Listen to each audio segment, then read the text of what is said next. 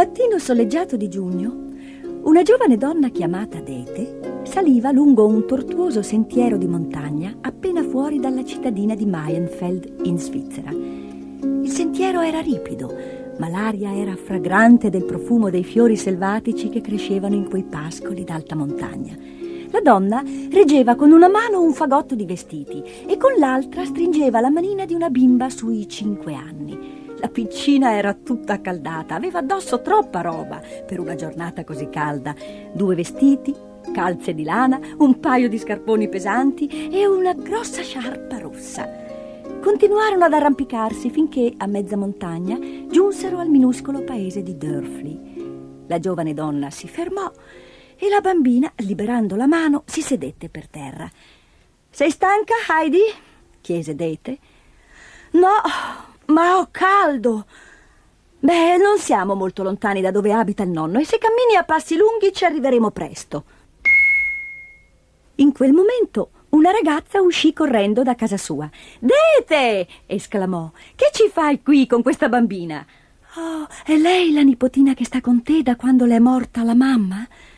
«Sì, la porto dal vecchio dell'Alpe e non posso più occuparmi di lei ora che ho trovato lavoro in città.» «Cosa? E la lasci con lui? Ma sei matta! Come puoi fare una cosa simile? È un vecchio così selvatico, che vuoi che ne sappia di come si cura una bambina? Vive tutto solo sulle montagne con le sue 2 capre e non parla e non vede quasi mai nessuno. Le poche volte che lui scende in paese porta con sé un grosso bastone per spaventare la gente. Ma lo sai che non va nemmeno più in chiesa? E che altro posso fare? È suo nonno, dopo tutto, e dovrà occuparsi di lei. Io il mio dovere l'ho fatto.» Mentre chiacchieravano, le 2 donne si erano incamminate lungo il sentiero, ma Heidi si diresse saltellando verso un meraviglioso prato verde. Non era mai stata così felice. In città, dove aveva vissuto fino ad allora con la zia, non le era permesso di giocare all'aperto. Ora invece correva e saltava e giocava tra i fiori in pieno sole. Proprio quando stava per tornare dalla zia, vide un ragazzo dai pantaloni stracciati, senza scarpe, che guidava un gregge di capre. Sbuffando nei suoi abiti pesanti, Heidi gli corse incontro. Il ragazzo si era fermato per lasciare che le capre brucassero l'erba. Heidi li raggiunse e si sedette ad ascoltare il tintinnio dei campanellini di rame nella brezza tiepida. Subito cominciò a togliersi gli scarponi, la sciarpa, le calze e i vestiti. «A quante capre devi badare?» chiese il ragazzo. «Come si chiamano? Dove le porti? Di chi sono?» Il ragazzo sorrise. Nella mente di Heidi si affollavano così tante domande che non lasciava al ragazzo neppure il tempo di rispondere. Poi sentirono la zia che gridava: «Heidi, cosa stai facendo? Dove sono i tuoi vestiti?» «Laggiù!» rispose la bambina indicando un ordinato mucchietto di abiti sull'erba. «Me li sono tolti perché avevo tanto caldo! Anche le capre sono senza vestiti!» «Vieni subito qui, sciocca!» tagliò corto Dete afferrando Heidi per la mano. «E tu, Peter, porta qui quei vestiti! Anzi, visto che ci vai anche tu, aiutaci a portarli a casa del vecchio!» Ci fu parecchio da arrampicarsi prima di raggiungere l'Alpe dove il nonno aveva la sua baita. Lo trovarono seduto davanti a casa a fumare la pipa. Correndo avanti a tutti, Heidi lo raggiunse per prima. «Ciao, nonno!» disse porgendogli la mano. «Ehi, che sta succedendo qua?» esclamò il vecchio. Dette una brusca stretta di mano a Heidi e rimase a fissarla da sotto le sue folte sopracciglia irsute. Heidi, che non aveva mai visto nessuno come il vecchio dell'Alpe, fissò di rimando quel volto bruciato dal sole ricoperto da una folta peluria bianca. «Ciao, zio», disse Dete. «Ti ho portato la piccola Heidi. Io non posso più occuparmi di lei e ora tocca a te.» Gli occhi del vecchio ebbero un lampo di stizza. «Tocca a me? Tocca a me? Ma che cosa ne so io di come si cura una bambina? E tu, Peter, che hai da guardare? Lascia giù i vestiti e portati via le capre.» Dete era davvero intimorita dal vecchio, ma era anche determinata a lasciargli Heidi. «Io spero che ti occuperai di lei come si deve», disse. «E se non potrai farlo, dovrai trovare qualcun altro che lo faccia per te.» Il vecchio era furioso. «Va via, vattene!» Non ho tempo da perdere con gente come te. Dete non se lo fece dire 2 volte. Salutò con un frettoloso arrivederci. Heidi si avviò di corsa giù per la montagna. Quando Dete scomparve alla vista, il nonno si sedette di nuovo a fumare la pipa, tirando delle lunghe boccate. Bene, disse infine. E adesso cosa vuoi fare? Vorrei vedere la casa, per piacere, nonno. Allora vieni e prendi i vestiti. Ma non mi servono più. Le capre corrono per la montagna tutto il giorno e loro non hanno bisogno di vestiti. Beh, se non vuoi, non sei obbligata a indossarli, vuol dire che li metteremo nell'armadio. Heidi fece come le era stato detto e seguì il vecchio dentro casa. La casa era costituita da un'unica grande stanza, con una seggiola, un tavolo, un camino e un grande armadio di legno. Dove dormirò, nonno? Sistemati pure dove vuoi, non ha importanza. Heidi, contentissima, si mise in cerca di un posto dove dormire. In un angolo c'era una scala appoggiata al muro. Si arrampicò e trovò un solaio pieno di fieno profumato. Nel muro c'era un'apertura rotonda dalla quale si vedeva tutta la vallata. Si vedeva il fiume, si vedevano gli alberi e in lontananza si scorgeva un'alta montagna incappucciata di neve. «Dormirò qui, nonno!» esclamò. «È una bellezza!» «D'accordo, ma ti ci vorrà un lenzuolo. Ora vedo cosa posso trovare.» Quando il nonno si arrampicò sulla scala, vide che Heidi aveva fatto un piccolo materasso col fieno. «Brava», le disse vedendo il lettino improvvisato, «però ti ci vorrà un po' più di fieno per stare comoda.» «Mi pare che tu abbia dimenticato qualcosa», gli disse Heidi quando il vecchio terminò di aggiustarle il letto. «Davvero? Che cosa?» «Beh, una coperta. Quando si va a letto ci vuole qualcosa per coprirsi, no?» «Sì, disse il vecchio gentilmente. «Questo potrebbe andare?»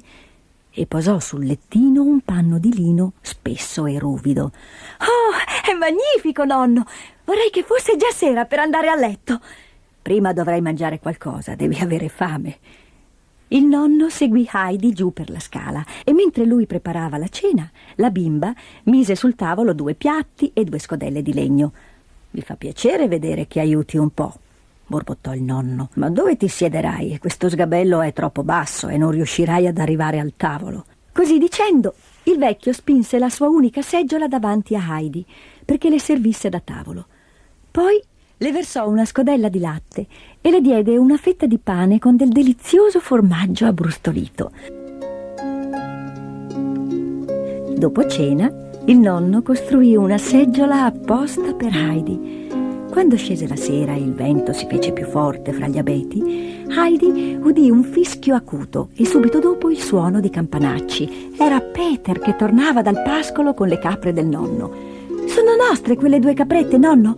Proprio nostre? Come si chiamano? Staranno sempre con noi?» «Una domanda per volta, Heidi», rispose il vecchio. «Quella bianca si chiama Cigno e quella marrone Orsetta. Adesso vai a prendere la tua scodella mentre Peter munge le capre.» Il sole tramontava dietro le alte montagne e il vento fischiava tra gli alberi. Heidi si sedette sulla panca davanti alla baita e bevve il suo latte. «Buonanotte, Cigno. Buonanotte, Orsetta», disse rientrando in casa. E poi: «Buonanotte, nonno. Buonanotte, Peter.» Durante la notte il vento si fece ancora più impetuoso. Soffiava così forte che le vecchie travi della piccola capanna scricchiolavano e gemevano. Nell'ovile Cigno e Orsetta si rannicchiarono l'una contro l'altra, belando, e 2 grossi rami d'abete caddero con fragore sulla capanna. Il nonno si alzò temendo che la bimba si fosse spaventata, ma quando giunse al fienile la trovò profondamente addormentata, col visino sorridente appoggiato sulle mani. Rimase lì a guardarla alla luce della luna finché una nuvola non oscurò la stanza. «Buonanotte, piccola Heidi», bisbigliò chinandosi a baciarla. «Buonanotte.»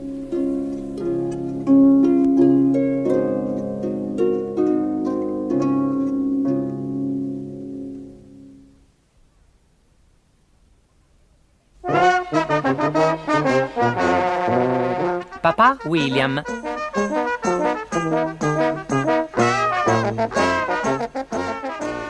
Sei vecchio, papà William, disse il figlio. Sei bianco e canuto, non ce la fai più. Dimmi dunque, per quale puntiglio ti permetti di star con la testa all'ingiù? Rispose papà William. In gioventù pensavo facesse male al cervello, ma di cervello ormai non ne ho più. La testa è sempre vuota su o giù, così sottosopra è molto più bello. Riprese il ragazzo. Sei un vecchione, grasso grasso come un pallone. Come hai fatto anche stavolta a uscire a capriole dalla porta con la tua aria vispa e disinvolta? Quando ero giovane, disse il vecchio saggio, sgranchivo muscoli e ossa con questo unguento che ti do in omaggio se poi ne compri una scatola più grossa. Vecchio mio, sei senza denti, insistette il figlio ostinato. Eppure mangi a 4 palmenti, tutto d'un fiato. Un'oca intera hai mandato giù. Come hai fatto? Dimmi un po' tu. Un tempo studiavo legge, replicò il padre sbuffando, e discutendo ogni caso con mia moglie ragionando, le mie mandibole si son rinforzate e tutta la vita mi son durate. Disse il giovane, vecchio esibizionista, è forse per uno strano caso che come un equilibrista tieni un'anguilla in bilico sul naso? Di domande ne bastano 3, si può sapere cosa vuoi da me? Minaccioso il vecchio prese a dire. Figlio mio, sei abbastanza grande per capire che se non fuggi a gambe levate ti scaravento dalle scale a pedate.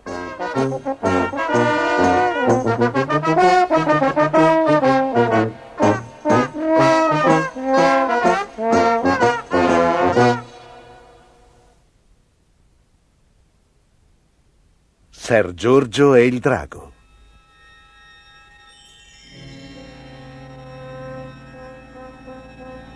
Quando la spaventosa creatura strisciò fuori dal lago e giacque sulla riva, nessuno osò più avvicinarsi.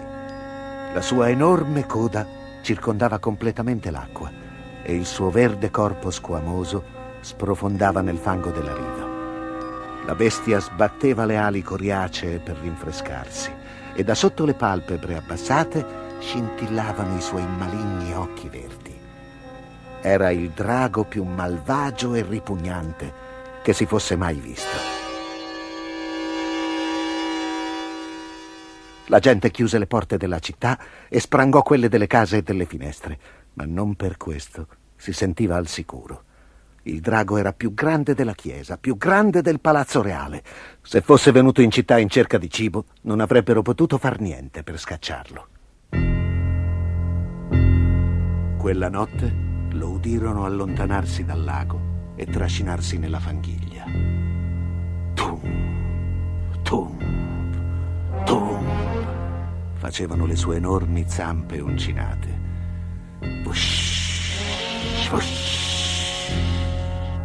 Faceva la coda squamosa strisciando per terra. Lingue di fuoco scaturirono dalle sue narici e bruciarono le porte della città. Il mostro si affacciò ad ogni finestra. Le donne gridavano, i bambini piangevano, gli uomini si nascondevano e a palazzo la principessa Sabra pregava. Il drago continuò ad avanzare fra le case con lo stomaco vuoto che gli brontolava. Ha fame, diceva la gente, sta cercando da mangiare, e tremavano nei loro letti. Roar! Ruggì il mostro precipitandosi per le strade, travolgendo al suo passaggio quelli che fuggivano terrorizzati. Il drago procedeva con il suo passo pesante, scrutando da ogni lato. Sembrava che cercasse qualcosa. Poi, con un enorme fiotto di fuoco dalle narici, incendiò tutta una fila di case. Al mattino, mentre il fumo si levava ancora dalla città, la grossa bestia fece ritorno al lago. Dobbiamo dargli quello che vuole, qualunque cosa sia, disse il re. Così mandò a chiamare Baldassarre, l'uomo più saggio del regno, e gli chiese se sapeva cosa volesse la bestia. Cerca la fanciulla più pura e più bella della città, rispose Baldassarre. La cerca per divorarla. Il re si fece triste e cupo. La principessa, sua figlia, era sicuramente la fanciulla più pura e più bella di tutto il regno. Lo dicevano tutti. Non la darò in pasto al drago, esclamò il re. Non posso.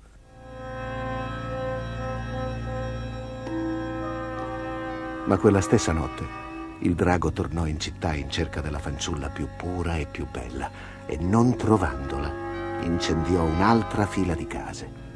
La città intera verrà distrutta se non darete al drago ciò che vuole, gridava la gente. E alla fine il re dovette cedere. La bella principessa venne condotta oltre le rovine delle porte della città e legata a un palo. Il drago rialzò subito la sua testa squamosa e si trascinò fuori dal fango. Spalancò le ali e, un po' correndo, un po' volando, si precipitò sulla principessa. In quel momento un cavaliere fermò il suo cavallo vicino al lago per abbeverarlo. Si chiamava Giorgio ed era l'uomo più coraggioso del regno. Guardando verso la città, vide l'enorme ombra del drago sovrastare la principessa con il collo arcuato e la boccaccia spalancata. Il calore del suo fiato infuocato aveva già bruciacchiato l'orlo della veste di Sabra e la punta dei suoi capelli dorati. Il cavaliere balzò a cavallo e galoppò verso il drago. «Fermati!» gridò. «Io sono Giorgio, il cavaliere più coraggioso del regno. Non divorerai questa fanciulla finché non avrai combattuto contro di me.» Il drago lo guardò, ancora più verde per la rabbia, tanto da sembrare un coccodrillo con le ali. Con un alito di fuoco bruciacchiò la gualdrappa del cavallo di Giorgio, ma il cavaliere alzò lo scudo e le fiamme si rivoltarono contro il drago.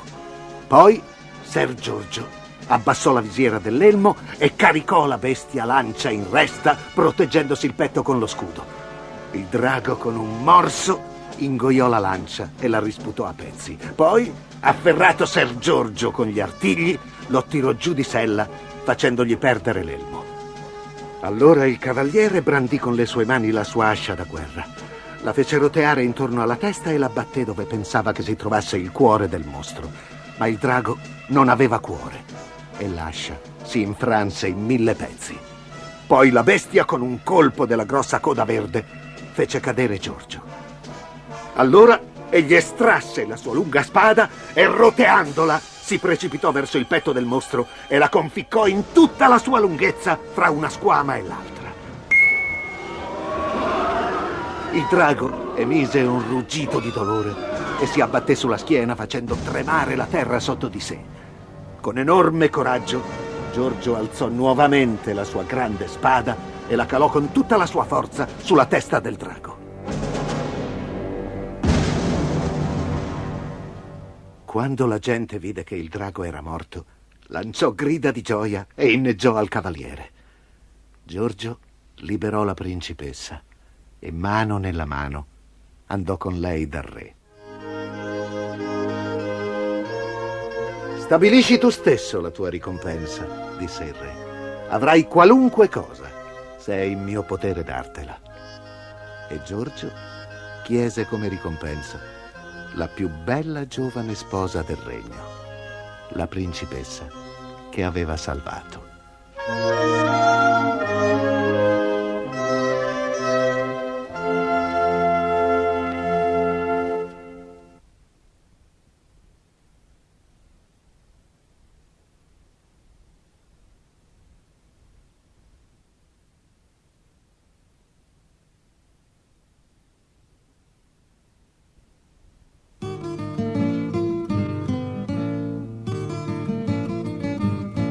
Il principe Ranocchio. C'era una volta un re, la cui figlia era così bella che perfino il sole era oscurato dal suo smagliante sorriso. Ogni giorno giocava felice con il suo giocattolo preferito, una palla d'oro. La faceva rimbalzare contro le mura del palazzo, la faceva roteare sulla punta di un dito, la teneva in equilibrio sul naso e la gettava in aria per poi riprenderla. Un giorno di sole, mentre giocava nel bosco reale, cimentandosi a gettare la palla sempre più in alto, le capitò di lanciarla troppo lontano. Il globo dorato sbatté contro le foglie di un cedro, poi rotolò per il bosco e infine cadde in uno stagno profondo. Lentamente affondò nell'acqua fino a sparire.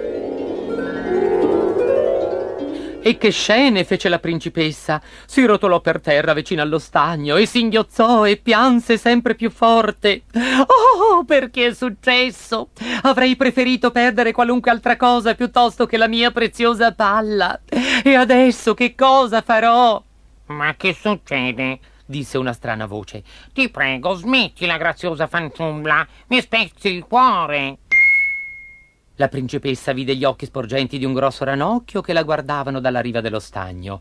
Il suo muso rigonfio era talmente vicino che lei si ritrasse subito. Io ho perso la mia palla d'oro, singhiozzò.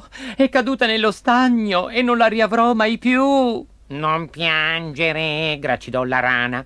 Se mi prometti di farmi compagnia e di giocare con me, di farmi mangiare dal tuo piatto e di lasciarmi dormire sul tuo cuscino, io mi tufferò e te la riprenderò. La principessa felice batté le mani. Oh sì, ti prego. Un ranocchio a volte si sente molto solo, sai? Disse l'animaletto esitando sulla superficie dello stagno.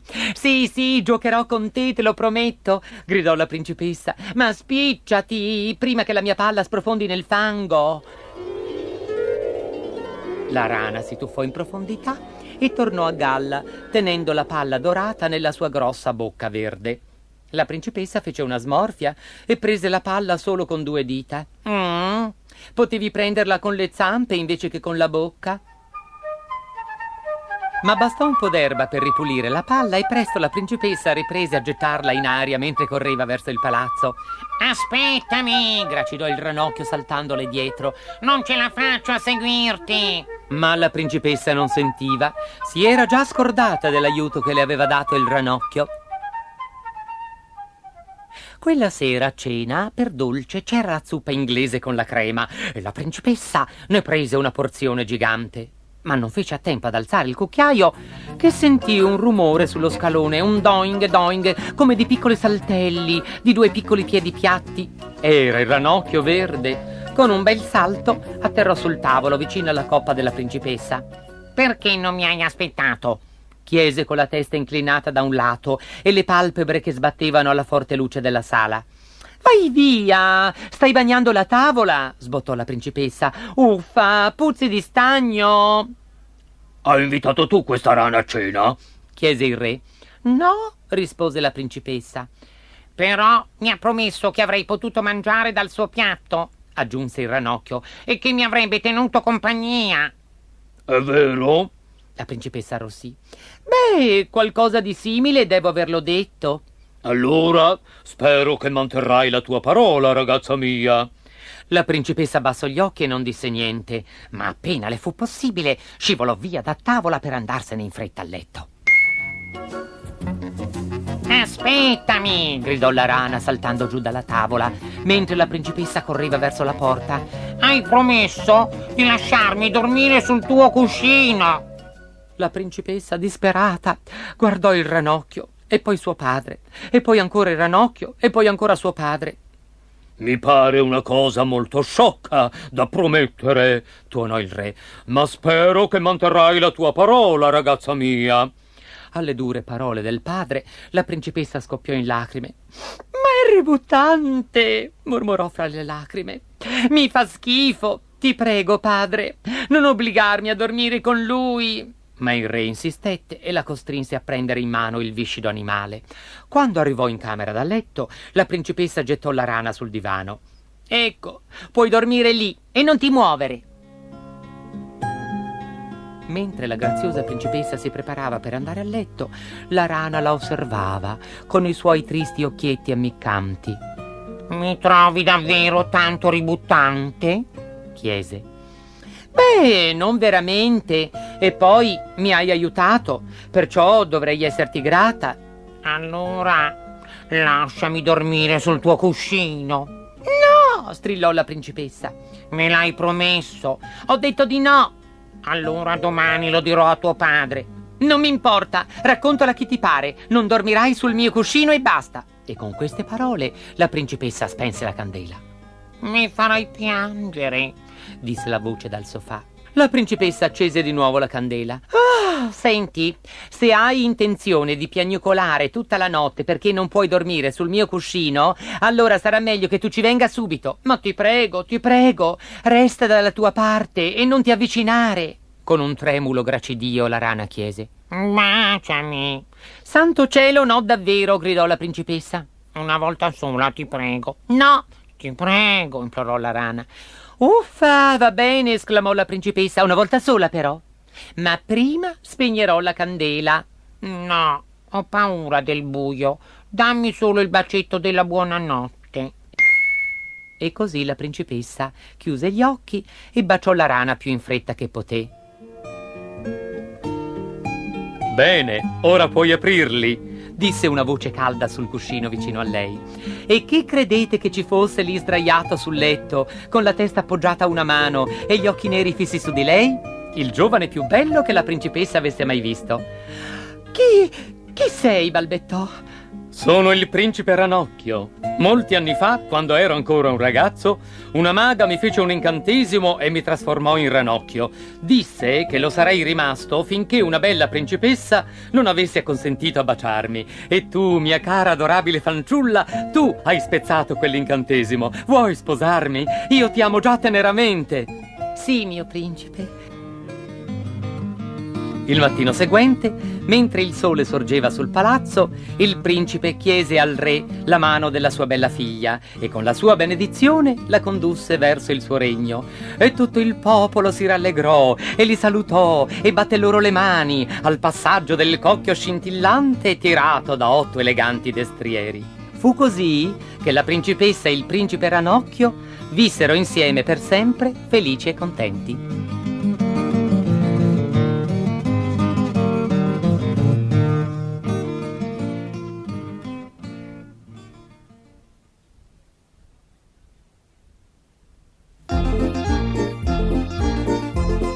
Maristella e Bollicino. In un bagnato mattino di sole, Maristella, una piccola stella marina, si svegliò presto nella sua casa in fondo alla laguna dei coralli. Scosse il vestitino per far cadere qualche gamberetto addormentato e poi chiamò tutta eccitata il fratellino. «Forza, Bollicino! Non l'hai dimenticato, no?»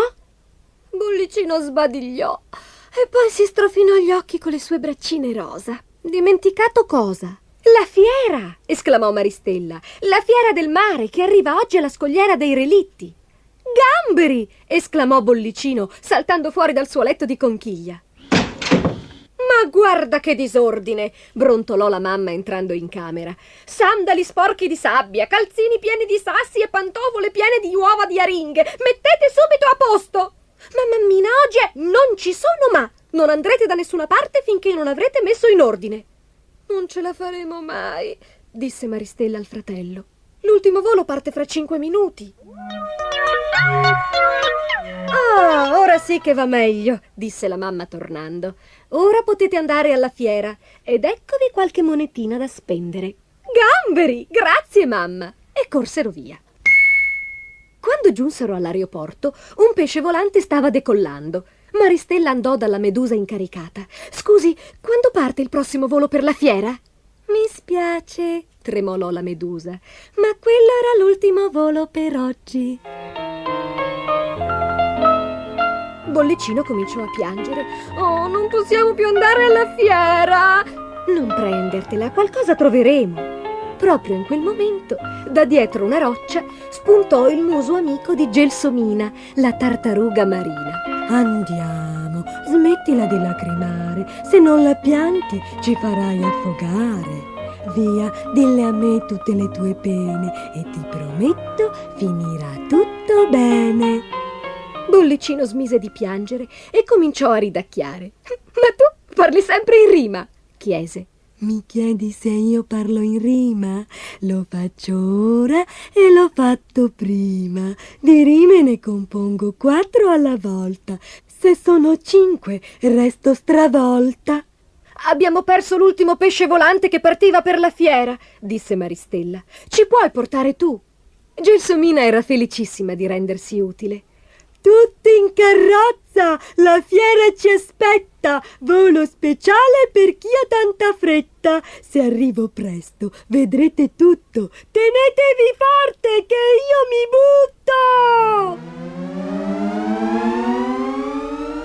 Gelsomina decollò come un razzo e si diresse verso la scogliera dei relitti. Gamberi! Strillava Bollicino. Sei meglio di un pesce volante! Guarda laggiù! Gridò a un tratto Maristella. La fiera! Gelsomina atterrò con maestria e dopo averla ringraziata, Maristella e Bollicino entrarono nel magico mondo della fiera.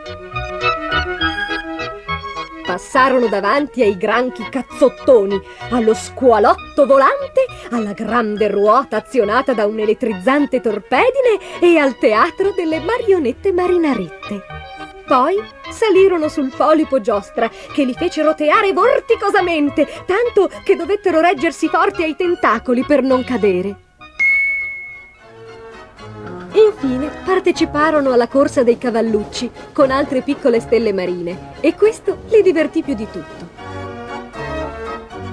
Con gli ultimi spiccioli rimasti, Bollicino giocò a 3 palle e un riccio. Prima sbagliò, ma con l'ultimo colpo riuscì a far cadere dal piedistallo un grosso riccio di mare. Evviva! Gridarono tutti. Bollicino aveva vinto un pesciolino rosso.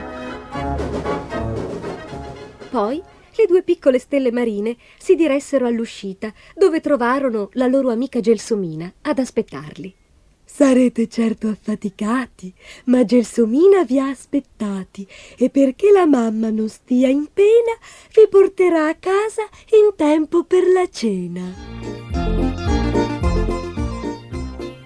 Era la fine perfetta di una giornata perfetta. Giunti a casa, Maristella e Bollicino ringraziarono Gelsomina e corsero a regalare alla mamma il pesciolino rosso. E la mamma disse che era il regalo più bello che avesse mai ricevuto.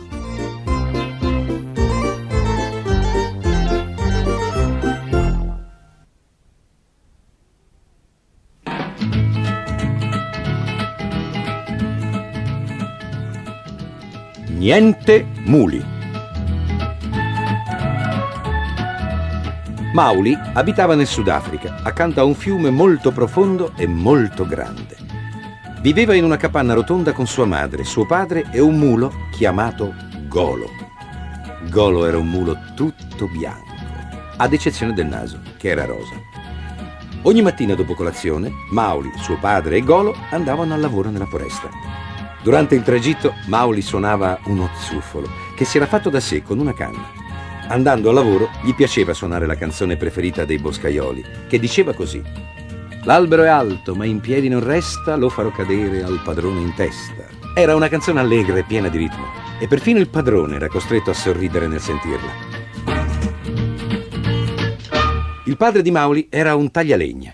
Ogni giorno, insieme agli altri taglialegna, doveva abbattere gli alberi che il padrone aveva segnato.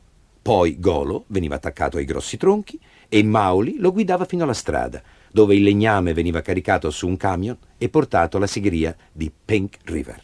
Mauly si divertiva a trascinare i tronchi giù per la collina, ma a volte la strada era più su dei tronchi tagliati e Mauly e Golo dovevano faticare parecchio per portare su il carico. Quando arrivavano sulla strada, gli uomini staccavano Golo e caricavano i tronchi sul camion e così facendo cantavano. Mauly, dopo aver ripreso fiato, si univa a loro con il suo zufolo. Il padrone aspetta, dai muoviti in fretta, datti una smossa e carica. Il padrone aspetta, dai muoviti in fretta, il padrone aspetta, dai muoviti in fretta. Poi il padrone saliva al posto di guida e il camion partiva alla volta di Pink River. Fra tagliare, trascinare e caricare passava tutta la giornata. Quando l'ultimo carico era partito per la segheria, Mauly e Golo andavano al fiume a lavarsi. Mentre nuotava nell'acqua chiara, il ragazzo pensava con desiderio al giorno in cui sarebbe stato abbastanza grande per andare anche lui a Pink River. E alla fine il grande giorno arrivò. I genitori di Mauly decisero di recarsi a Pink River e gli dissero che poteva venire anche lui. Il ragazzo saltava dalla gioia. Poi gli venne in mente che neanche Golo aveva mai visto Pink River. Perciò chiese al padre se potevano portare anche lui. Alla fine partirono tutti insieme. Mamma e papà davanti, Mauly e Golo dietro. Quando arrivarono a Pink River, Maury si stupì e un po' si spaventò nel vedere tanta gente, tanti negozi, le macchine, le biciclette, e anche Golo si spaventò. Mentre papà e mamma sbrigavano le loro faccende, Maury e Golo girellarono per la città, curiosando lungo la strada principale, guardando tutto e specialmente le vetrine. Improvvisamente, nella vetrina di un emporio, Maury vide un bellissimo flauto e sentì immediatamente di desiderarlo più di ogni altra cosa al mondo. Il negoziante fu molto sorpreso nel vedere il ragazzo nero entrare nel suo negozio e prima ancora che gli potesse chiedere il prezzo del flauto, lo prese per un braccio e gli mostrò l'insegna appesa fuori dalla porta. «Non sai leggere?» chiese. «C'è scritto niente neri! Io servo solo i bianchi, qua dentro!» E rientrò nel negozio, lasciando Maury nella strada. Maury desiderava quel flauto più di ogni altra cosa al mondo e cominciò a pensare a come fare per ottenerlo. Poi guardò Golo. «Tu sei bianco!» esclamò. «Beh, hai solo il naso rosa, ma non credo che importi. Manderò te nel negozio!» Ma Golo non era abituato a stare nei negozi o al chiuso in generale. Rovesciò con la coda un vaso di caramelle, si impigliò con le orecchie in una giacca e i suoi zoccoli scivolavano e facevano un baccano d'inferno sul pavimento di legno. Le donne che si trovavano nel negozio cominciarono a strillare e Golo si spaventò, ma anche così si ricordò di far cadere ai piedi del negoziante i soldi che Maury gli aveva dato. Entrarono degli uomini per cercare di trascinar fuori la bestia e quando cominciarono a gridare, il mulo pensò che era meglio andarsene velocemente. Con un'impennata volò nella strada, passando dalla vetrina di cristallo. Maury rimase di stucco alla vista di Golo che usciva dalla vetrina, poi vide il flauto volare per aria. Mentre l'acchiappava, la gente uscì di corsa dal negozio per prendere Golo. Maury decise che la cosa migliore da fare era di scappar via al più presto. Saltò in groppa a Golo e gli gridò: «A casa!» Ma non c'era bisogno di dirlo. Il mulo stava già correndo come un fulmine. Il negoziante corse loro dietro affinché non ebbe più fiato, ma quando Maury si accorse che l'uomo aveva rinunciato all'inseguimento, fece rallentare Golo. Allora tirò fuori il flauto e cominciò a suonare. Dopo un po' suonava allegramente la canzone preferita dei boscaioli, mentre Golo trottava a tempo di musica. Il padrone aspetta, dai muoviti in fretta, datti una smossa e carica. Il padrone aspetta, dai muoviti in fretta, il padrone aspetta, dai muoviti in fretta.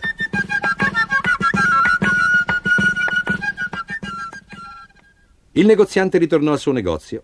C'era una confusione terribile. Lentamente cominciò a mettere in ordine, spazzò via i vetri rotti e dopo un po' il negozio aveva quasi ripreso il suo aspetto abituale. Ad eccezione di una cosa, l'insegna fuori della porta. La nuova scritta diceva: «Niente muli».